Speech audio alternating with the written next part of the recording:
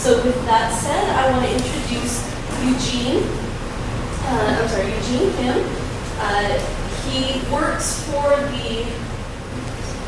So Eugene explores ways to improve the collaborative literacy at scale in order to create positive social change.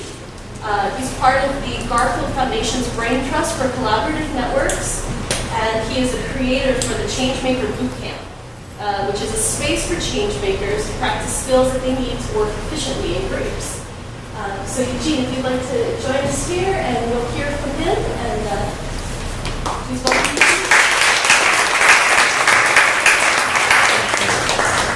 Thank you. Can I have that clicker slide? Thank you. So this does remind me a lot of being in school. I see that all the front row seats are not taken right now, so I'm having a little flashbacks. While I get the clicker, I'll just start by saying thank you very much for having me this morning. It's always a real privilege to be invited to give to talk about anything, but especially to give a keynote speech to a bunch of people who really care about the world and are doing interesting and exciting things. I have to say this particular invitation was kind of interesting because when Monse first asked me if I could come and give the keynote, I said, well, that sounds exciting. What would you like me to talk about? She said, I want you to talk about how to fail gloriously. I goes, okay. So they're asking me to do a talk about failure. Okay, I can actually do that. I'm really well qualified, as it turns out, to talk about failure. It's something that I've experienced a lot, and it's something that I actually like to talk about. But what I actually wanted to do was, I don't want to talk about failing gloriously. I think that's kind of a sexy topic. It's kind of a sexy way to frame it, and I think it's kind of interesting, but I want to reframe it slightly. I want to talk about failing successfully. Now, I know that seems a little bit counterintuitive, but bear with me for a second, and I'll explain to you what I mean by failing successfully. As I said, I think I'm pretty qualified to talk about both of those things, failing gloriously and failing successfully. I've founded 2 consulting companies. So about 11 years ago now, I founded my first consulting company, Blue Ox & Associate, basically helping groups try to collaborate more effectively. I founded a second consulting firm a couple of years ago called Hult, and I have lots and lots of stories about everything that went wrong from all those experiences. So certainly that's a qualification. But then, I left my firm this past year, and what I've been doing is basically experimenting with different ways to basically help, as been stated in the introduction, boost collaborative literacy. And as all good experimentation, should happen, most of the experiments haven't worked. So I'm happy to talk about all of those things. A lot of these lessons are things that I share about on my blog, fasterthan20.com, so I'm used to actually talking about failure. But I think the thing that makes me most qualified to talk about this stuff is that I'm good at asking why. And I'm going to explain this why question in a second. But before I talk about the why question, I figured if I'm going to be up there telling shameful, embarrassing stories about things that I might have experienced personally, I want all of you to do the same. And so I'm going to ask you to just basically take a moment and just reflect silently about a couple of questions. So the first question I'm going to ask you about actually isn't so much about failure, it's about success. So what I want you all to do is take a moment of silence, take a couple of deep breaths. If you have to close your eyes, you want to look at the space to get into kind of that reflective space, go ahead and do that. And what I want you to do is think of a story where you were successful at overcoming adversity. So just take about a minute, maybe 30 seconds, and try and come up with a story just in your mind about when you were successful in overcoming adversity. It could be a personal story, it could be a professional story, it doesn't have to be about work.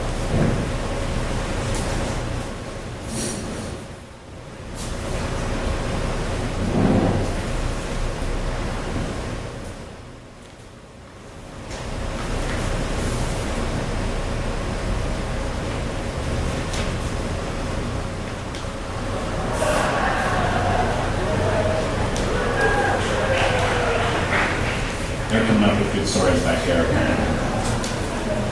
Okay, does anyone have a story? Okay, the next question. I want you to think about a story where you failed magnificently, or gloriously, if you will. And when I say magnificently, gloriously, I want to hear a real juicy, painful, just soul-crushing story. So really just try and get in there and go into that place and think of the story where you experience that. And again, it doesn't have to be professional. It could be something personal, which might be harder to think about. Take a moment to come up with a story.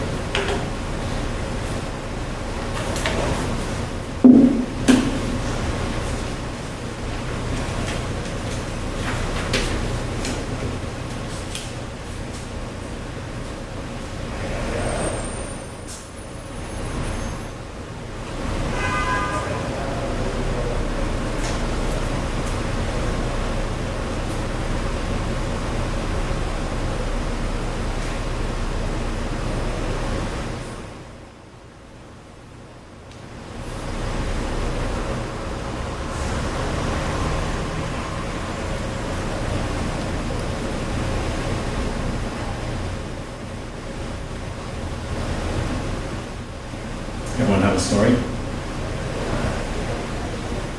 How many of you literally felt pain as you were reliving that story? Raise your hand if you felt pain. Okay, some halfway hands. Some people actually not raising their hands. That's pretty impressive. We'll have to talk to all of you, hear what your stories are about. How many of you had a failure story that was ultimately transformative? That on the other side of it, you felt like you were transformed. Raise your hand. Raise your hand high. Don't be shy. Still a lot of shy people. Raise your hand high. Okay. A little over half of you. How many of you would feel comfortable sharing the story that you just thought of with other people? Raise your hand high. Oh, look at that. You got one person in the back. No shame. No shame. Excellent. Well, we might have to do a little storytelling later. Okay, that's really interesting. That is really interesting. That actually, I did not expect to see that. And so we're going to have a good discussion afterwards. Why do we care about any of this? Why do we go through this exercise? Why are we even talking about failure in the first place? So this is the why question that I mentioned before. Well, I think the thing to remember about failure and sort of the key reframing here and the reason why I talk about failing successfully as opposed to failing gloriously is that we shouldn't care about failure. What we actually care about is solving hard problems. This is the business that all of you are in. All of you care about something in the world that is hard, that is meaningful, that you're passionate about doing something about. And the challenge with solving hard and meaningful problems is that one of the basically core capacities that is needed in order to be successful is that you have to get good at learning. And there's a lot of different kinds of learning. There's hard learning and there's easy learning. This particular kind of learning is a really hard, messy kind of learning. And so when you talk about hard and messy kind of learning, inevitably there's going to be failure. Inevitably there's going to be stumbling. But if that learning does not happen on the other side of it, then failure actually isn't really it. Right? Failure is failure. And so when I talk about failing successfully, what I'm actually talking about is how do you fail in such a way that you actually learn from the experience, you grow from the experience, and something positive happens from that experience. So how do we do that? Well, I'm going to offer you basically my 3-part guide to how to do that. So number 1, be real. Number 2, feel. Number 3, practice. Be real, feel, practice. Okay, so what do I mean by all these things? So being real. One of the things that I think is really one of the most farcical things to come out of this stage right now, if you will. Can you guys hear me without the microphone? Can you hear me without the microphone? Yeah. So one of the things that I think is the most farcical thing to come out of this space is the whole failure movement. That's why I'm a little bit mixed about actually coming and talking about failure, because I think the way that it's framed is actually a little bit problematic. And I think one of the most farcical things that come out of the failure movement is this notion of a failure competition. Have you guys heard of this failure competition? Has anyone entered a failure competition? Okay. There's, in the social sector, both social entrepreneurship, nonprofit, foundations, the last 5 years, people have been talking about not taking enough risks, not encouraging this kind of learning, not feeling comfortable talking about failure. So we saw in this room that only one person, the gentleman in the back, was comfortable sharing stories about failure. And so the response to this, kind of the knee-jerk thing, was we should have failure competition. We should say, who failed the worst? Let's try and give prizes about that. And I think while it's well-intentioned, it's actually problematic. Because the first thing is outcome-oriented and it's not process-oriented. Really celebrating things that are vastly huge, big, disastrous failure isn't useful unless there was something that was learned as a process. And there are a lot of failures that frankly are bad. There are kinds of failures that we shouldn't be celebrating. There are failures of lack of effort. That's like the obvious one that comes to me right off the bat. There's failures of lack of competence, right? If you hire me to basically run a nuclear power plant, that's going to be a failure of lack of competence. We should not be celebrating that. So there are different kinds of outcomes that we can lose sight of that actually are not appropriate. What we actually should be paying attention to is the process. What's being learned? We should be celebrating people who learn aggressively, who find out how to learn collectively, and who make change happen. The other problem with some of these failure competitions is they're actually success competitions in disguise. So if you look at some of the winners of some of these failure competitions, they're people who have just gone on to do great things. And actually, if you look at the failure story underneath it, there's not really anything. So one of the things that I think is important to think about when we think about failure, when we think about failing successfully, is that it's not a badge of honor to fail, necessarily. It's not a bad thing that you fail. In fact, in a lot of ways, it can be a good thing to fail. But what's important is to learn it, and that's really what we want to do. So, being real. Part of being real is being real about what we mean by failure and what we actually care about. The other aspect about being real is about setting expectations. So, one of the things I like to say about to my teams, every time I do a project, one of my kind of basic principles of how we work together is if you're not fucking up, you're not trying to fuck up. Okay? So this is the baseline principle that we have. Now, it's really easy to say that to people, and it's actually hard to live up to that. And one of the things about this is when you're an entrepreneur, I think part of the experience that you have is that you go out and you're going to fail a lot and you're going to get rejected.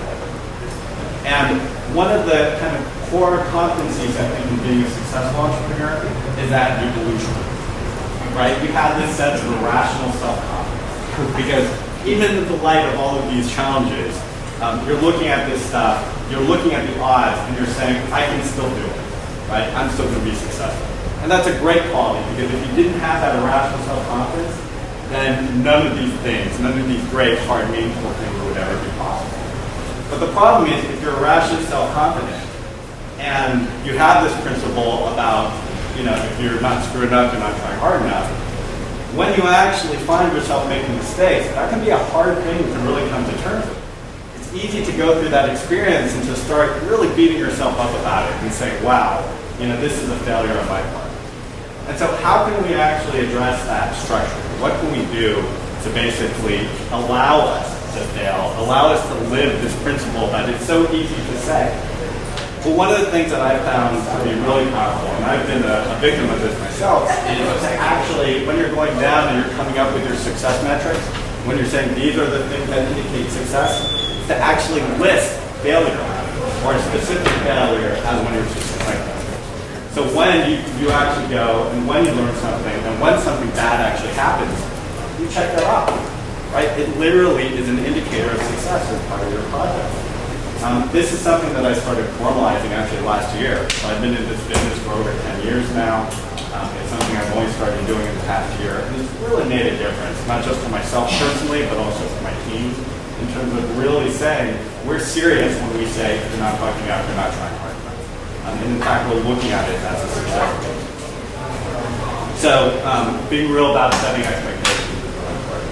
And then the other thing that's important to be real about is what do we actually mean by failure? Again, there's a whole different range of failure. So one of the things that I've always practiced as a consultant, as someone who does a lot of projects, and this is something that all of you should be practicing, is when you embark on a project, you should be clear about defining what success looks like. So you sit down, you go through this exercise with your whole team, with your clients, with your stakeholders, whatever, and try and come up with agreement about what success actually means. Because if you don't do that, then there's no way of actually measuring whether you're successful. And oftentimes, if you don't do it as a group, what happens is everyone has a different picture of success in their mind, and so the project finishes, and you have no agreement as to whether or not you're successful. So going through that process and actually talking about success is a really core, critical thing that you all should be doing. What I've started doing, again, in the past couple of years, worked out really well, is get concrete about failure. One of the projects that I worked on with the Wikimedia Foundation a couple of years ago was I led the strategic planning process for the entire Wikimedia movement. So it was a $1 million project, it was year-long, it was very risky. We were trying to do something that had never been done before. And when you talk to Sue Gardner, who's the executive director of the Wikimedia Foundation, about the project, one of the things she likes to talk about was her decision to basically hire me as a consultant to help them with this project. And one of the things she likes to say about that decision was, of all of the consultants they interviewed, I was the only one to actually talk about why it might fail and what that would look like. And she really liked that. Now, Sue's kind of a negative person to begin with, so of course I'm going to appeal to her.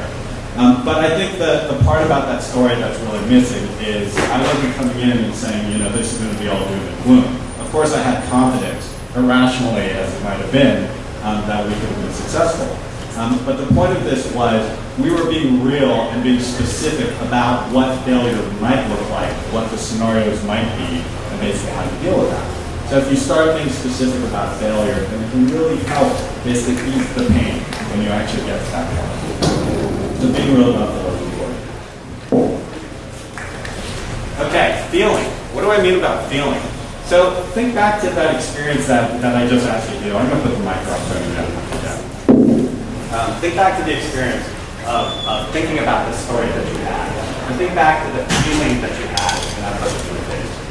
So one of the things that I've often found challenging with failure is that the rhetoric does not match up with the reality, right? So again, this whole thing about failure competitions, or again, this framing around failing gloriously, there's almost this feeling that when you fail, you should be really happy about it.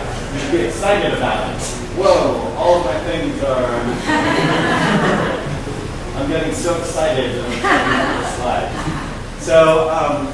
So the rhetoric does not always match up to reality, because the truth of the matter is, failure just sucks. It feels bad. I mean, actually, we only had like 60% of the room say that they were pain when they were considering their failing story. So maybe some of you disagree with me, but I kind of feel like it sucks too.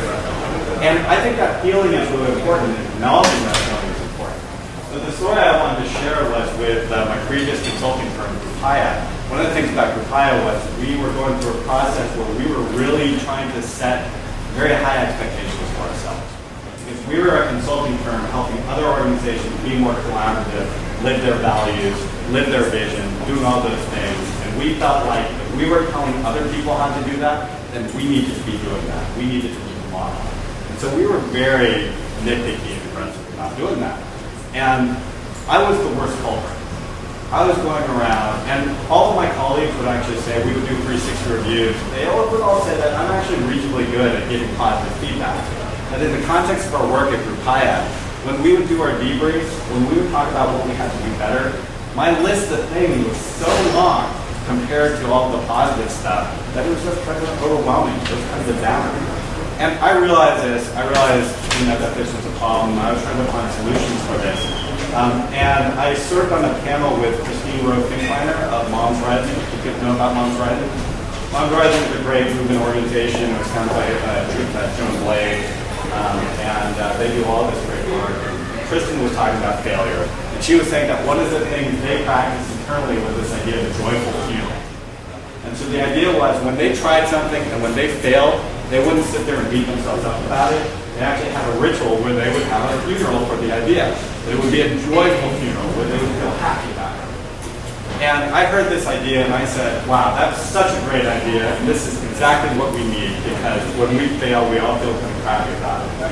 And so we started to try to do it in joyful funerals, and it didn't work.